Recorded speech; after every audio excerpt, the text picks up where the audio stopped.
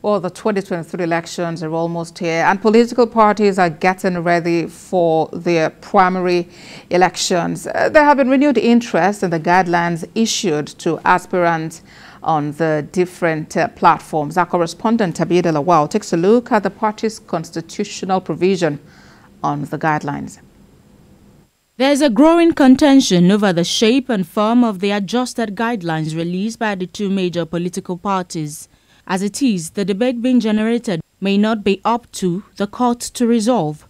The All Progressives Congress was said to have reviewed the guidelines for candidates on the APC platform to include 9 new conditions which must be complied with, and the same is true for the People's Democratic Party. Despite resistance by candidates, they may not have much room for maneuvering, as courts have been very clear that parties are at liberty to set their own internal guidelines. To further complicate the ongoing debate over party rules, the APC's requirement for statutory delegates to endorse presidential candidate forms while challenging for the candidate may as well be on solid legal grounds that may be unchallengeable. Aside the constitutional provision barring aspirant from taking the party to court when they are dissatisfied with the outcome of primary elections, the bone of contention is what the media has now famously referred to as Form 18.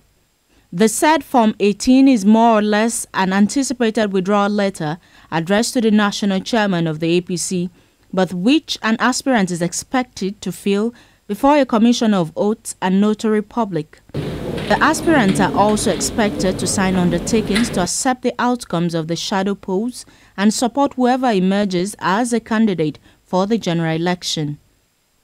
Definitely, as parties seek to enforce their own rules and guidelines, especially at the screening level, courts will be inundated with demands for ex parte orders, and a few may yet succeed at first instance, even though most, if not all, of such few exceptions will ultimately be overturned.